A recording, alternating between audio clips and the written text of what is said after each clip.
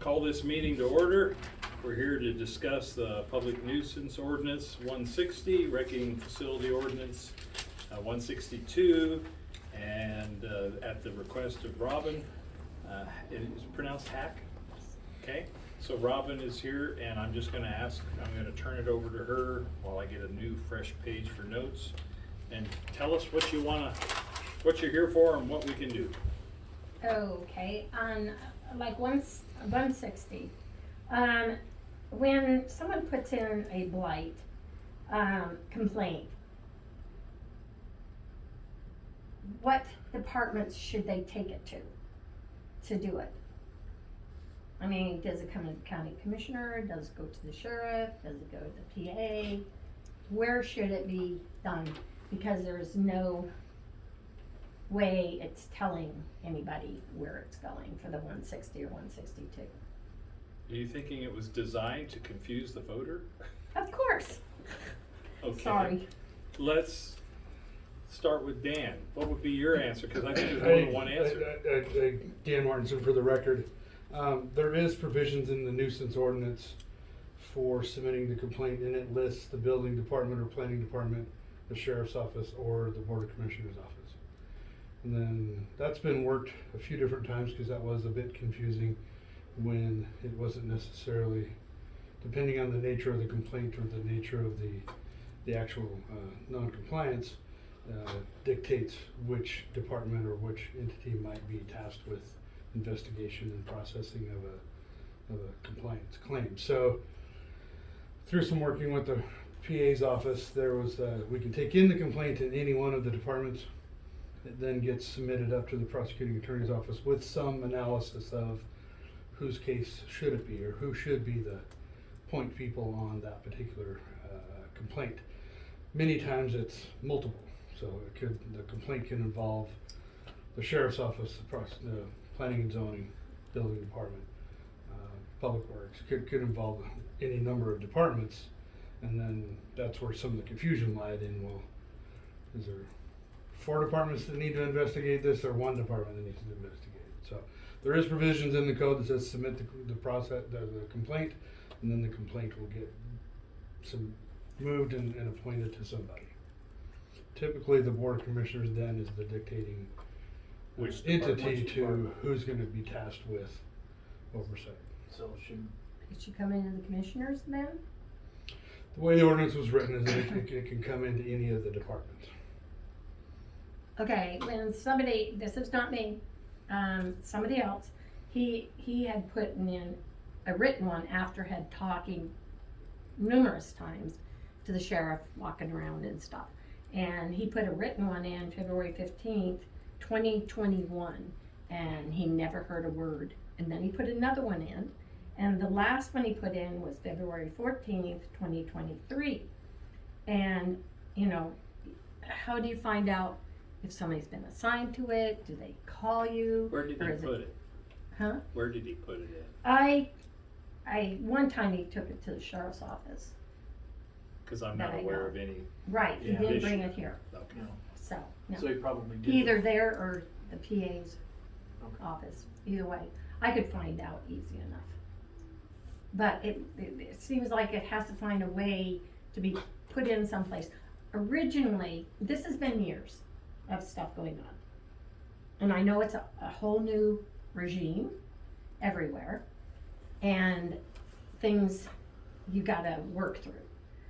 So, but I had gone into the sheriff's office. This is way before I wrote the letters to the governor and everybody. And I sat at the sheriff's office, and one of the guys came in to deal with me and talk to me. And he says, we have the right just to throw them away. And this is before blight. Blight came in, and they blamed me for blight form coming in. The commissioners, it's on record. And I was so upset when I left. I left and I couldn't even drive. I stopped at the grocery store. I was shaking so bad on the whole situation that they could say that if they're gonna throw it away, just throw it away. Don't tell the person that's coming in with a complaint. And so that's why I'm wondering if maybe on the blight it says, hey, let's do it here, and anymore, I make them stamp it for receiving. But I take it up to the PA. But other people, you know, they have their choice. You know, it doesn't say on it. So that was one of the things I was going to bring up. And then what is the procedure when the nuisance actually is cleaned up? When you're saying, okay, they've already gone to court. This is a case, this one was December 7th, 2018. Taking the guy to court, the whole neighborhood, and won. Yes, there are people that have went in and helped clean some of the stuff on the inside and everything. The motorhome has never been moved, no license, and that's part of it. It has to have a license on to not be a nuisance. I mean, people are allowed to have their campers and stuff, but just to have junk around. And people are going, why should we even try to go to court? When I even have the court case number if you need that. But, you Oh, know. I believe you. What's the case number? Do you have a case number? Yes, I do have a case number. Okay. C like Charlie, or like red 40-18-1076. And it was a jury trial.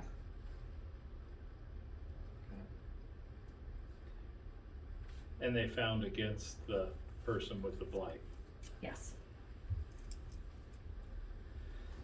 And you're saying that, but nobody enforced The whole thing, where are you saying it is done? You know, the cleanup is been to satisfaction of where it should be. Not partial has been done, maybe inside the house and, cause I guess it was pretty bad in the house. But it was for everything, cause it's the neighbors that see the outside. They don't see what's inside, but still, where they say, and you might be able to answer, you know. It varies on, so from a judgment, I've not read this case, so I don't know what the judgment said. Typically, the judgment would give some order of compliance and some time frame to complete that compliance. And then there would be some requirement of either the prosecuting attorney or some entity, prosecuting attorney's office or the sheriff's office or planning, some entity would have to be tasked with the follow-up. At some point, if they don't adhere to the court order, then there should be some repercussion for not doing that, and it would end up back in front of the judge to say that the person didn't or wouldn't or couldn't get compliant, and then a new judgment would be requested or proposed when it's in that state. So at that point, the judge would decide, does this person need more time, or does the person need jail time or higher fees, or whatever the remedy might be. That would, the process would typically be to. Isn't one of the remedies that the county could clean it up themselves and bill or attach that? Isn't There's that where been we're at with instances this where the county or the entity can go in and as part of that remedy, if they're pushed to that level of, if you can't or won't clean it up, we can go in and clean it up. There's a process for that. It's typically by court order, and then that's what gives the authority for the county to expend the funds to go do so. Those funds and those costs are then accrued and tax liened on the property. Typically those fees are required the next year, not over the coming years, and so that puts the tax burden on that property owner, and of course takes the chance of, if he can't pay those fees, then he may lose that property to taxes, and then the county, in theory, could get that property back and then auction the property and recoup its costs, and then you move the property on to somebody else. And all along that time frame, the property owner would have that ability to rectify that and pay those fees. Typically, of course, those costs involved there would be far greater than what it would cost you to clean it up yourself, so usually that's the motivating factor. Thank you, Ben. Thank you. Okay, now 162.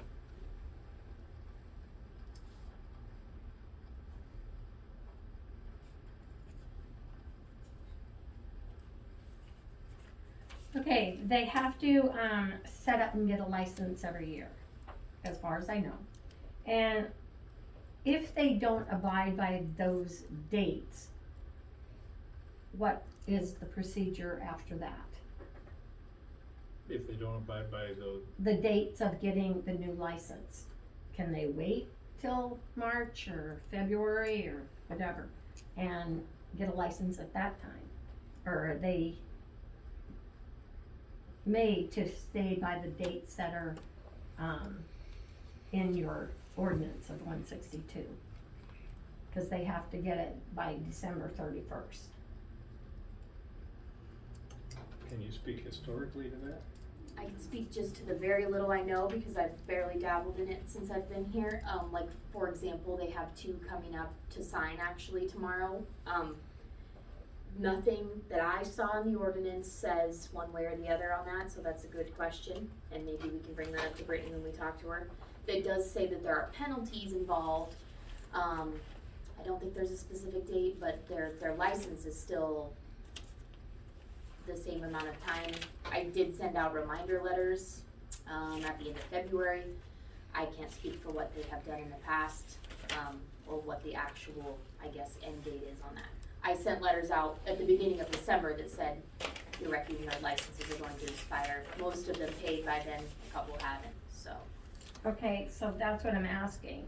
How long do you give them to do that? That's a good I question. mean, are you going to say, okay, in 6 months you can go? Well, I don't think the ordinance says anything about It doesn't, as far as I Which is why interpreted it we're, either, so. if you were, I think you were at the last meeting, which you'll see is continued to tomorrow, where we are readdressing the ordinance, because I was concerned, I think we were all concerned that it doesn't have enough teeth. Mm-hmm. So I think you're making the same point that we made at that meeting, that we left, there's too much left to guessing, Right. and we need a more black and white. It's too hard to enforce. Right.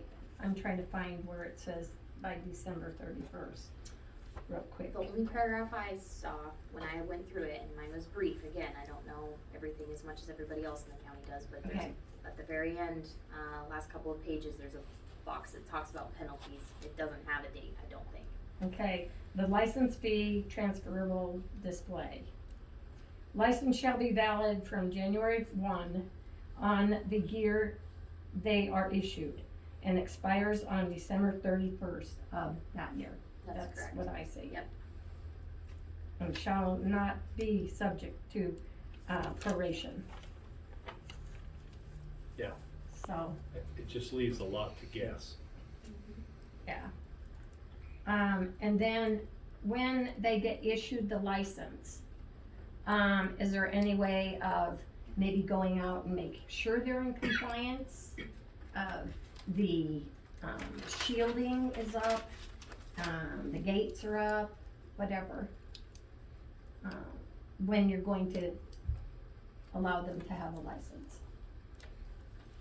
Can you speak to what we currently have? In the past, we've dealt with those as we've done with virtually every complaint, is there's or non-compliant situations, that they're complaint driven. And so that once a complaint is filed, then that would be something we could go out and do that investigation on, are they compliant or not. So we take a complaint that says, hey, we think the shielding's not up, that this or that is not compliant. There's not been a procedure or a policy as part of any renewal process to verify that are they currently in compliance or not. It's always been they apply, it goes through the process. If there's no complaints or reason to think that they're not in compliance, it gets reapproved for the next year and we move on. We've had some complaints in the past where it came up about the time in November-ish and going into December, and so we were, Monica and I were tasked with putting together a checklist of sorts to go through and go out and do an investigation and determine, weren't they compliant with those components of the ordinance. And we had done that and came back with it. It appeared they were in compliance, and so therefore it was okay, and they were issued their license later. So there was a beginnings of that process. We've only done it a couple of times, and then I don't know what's transpired as far as that procedure process over the last year, if that's changed or not. But there at least is some semblance of a checklist and a thought process for a procedure to go through, that maybe there should be some more stringent requirements for the reapplication to demonstrate, or even just a signature that's you state that you are in compliance with these things, and you have to sign your life away, kind of a thing. And that would be a method. That's something that Brittany and I have talked about as far as a part of the procedure here may be to include that in the renewal process. Because we're currently not asking for a lot. If there's no reason to think that they're not compliant, then there's no reason to think. If there was a complaint issued or submitted, then there would be something to go investigate. And of course, if there was a complaint issued in June, we wouldn't wait till December to go, look at it. You'd go try to look at it and go through that investigative process as soon as reasonable, and go determine if they are or aren't. And then of course, if they're not, then that next process would be to tell them they're not in compliance and give them some time frame to get compliant. Okay. Okay, thanks. And then maybe your ordinance, should enter that they carry a liability insurance with a certificate of Shoshone County to be notified by the insurance, carrier if they drop it. If you make them get a liability insurance to get the license, they could wait 3 months and stop it. So you'd have to be on there so the carrier would call you or write you. Okay. But it's something I thought should be, because otherwise, if somebody's put complaints in and it hasn't been rectified and something happens, it's the county that's liable, not that yard. Well, I'm not sure about the second part of your point. The first part makes sense that, if I'm reading correctly, some areas do require liability Mhm. insurance for people to have licenses like that, and I think I spoke to that last time we met on the subject. And I think it's gonna come up tomorrow during that meeting again, so. Okay. Then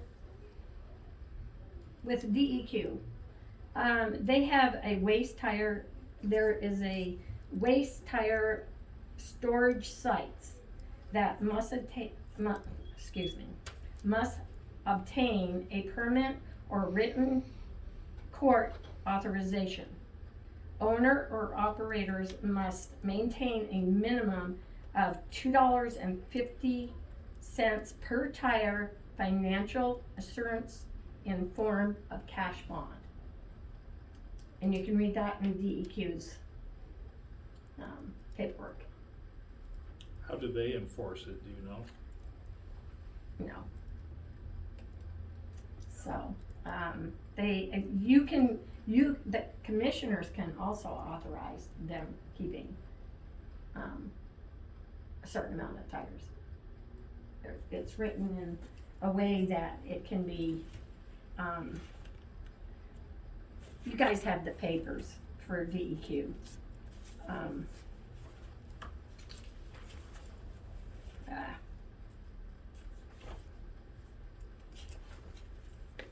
No, of course, I'm not gonna find it. That's what we put the pressure on you. Let's see if you can find it I under might pressure. not have brought it because I would, it's just this main one here. And it's all with the waste tires in it. It's further down than it says that they can be a tire site. And a Yeah. cash bond. You must have to do that with the state, right? Yeah, but I don't see anything about enforcement. You can actually call that guy that's on the right-hand side of the, and he's very nice to talk to. He actually called the PA's office and told them he would help them clean up the tires at the one that I'm concerned with. Okay. Because what they do is they bring in a, truck, the back end of the truck, and they charge like, well, this has been over a year that I checked the price, but it was $175. You can stuff that thing as full as you can, and then they take it to Montana to be recycled and stuff. Okay. So, but, he is very good about talking with people, All right. okay? Thank you.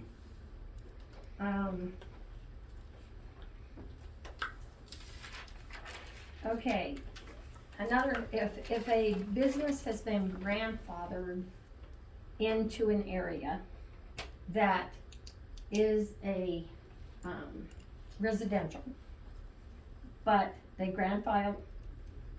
if they grandfather the license,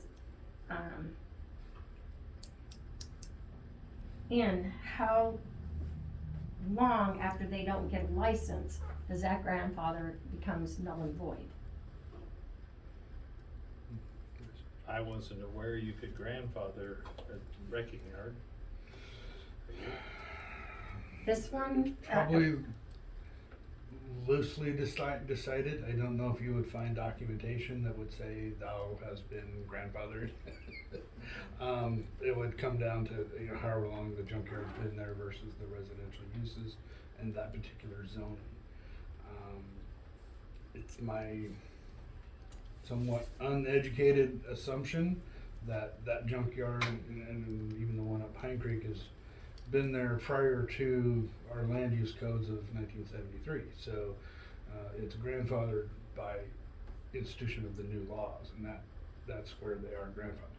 Typically, a use, to answer her question, a use that goes abandoned or that grandfathered use ceases, then it would be a good question for prosecuting attorney. Sometimes there's a 6-month deal on most of our land use things. Usually is a year, but I don't know if there's particular precedent that establishes that if you go with we do it with conditional use permits for an RV park or whatever use you might have.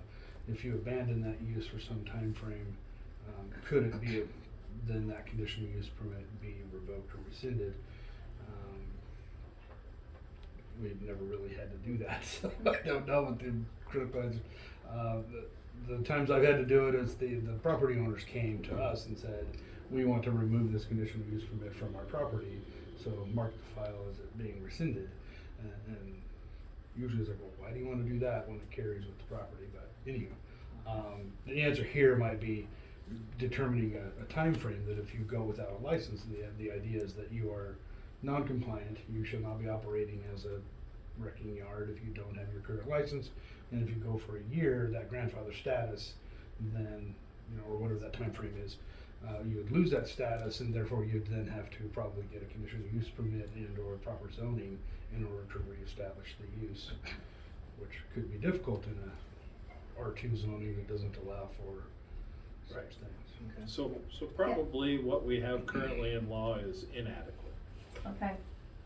Okay, cause, and when you grandfather something in, it is only for that use. Like the one I'm talking is a motor vehicle wrecking facility. It cannot run any other form of business at that location. Because, when the grandfather, and they also can't increase on that property. You guys probably can tell me, when did the freeway go through? Well, the original freeway or the The elevated? up above here. Oh, the 90s. Okay, because, if you cannot increase the size of it, and half of the land that became part of the wrecking yard was leftover dirt, concrete stuff that increased it. It used to be this small little, if you'll look at old pictures, land that it was on. You cannot more than quadruple it. Because that's what happens, is by taking all of the leftover stuff, quadrupled the size of the, property for the use of the motor vehicle. And with a neighborhood, the only, business usually consists of a beauty shop, a barber shop, drugstore, food store, to meet the daily needs of residents of that immediate neighborhood.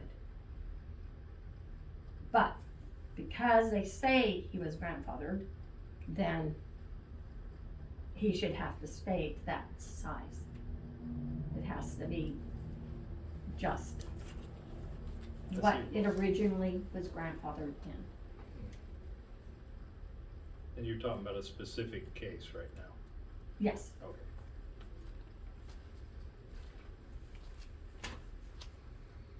Well, you're doing a good job of getting us ready for the tomorrow's meeting where we talk about I solutions. couldn't be at it, that's why I'm here. Oh, okay. Yeah, these are all She good knew. points, Yeah. yeah.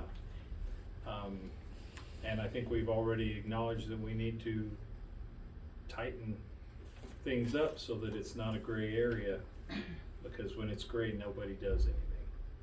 Yeah, and by these people coming for license tomorrow, when they were supposed to be December 31st, supposedly, then if they didn't do it by then, you know, how long before they can actually do it? This is March.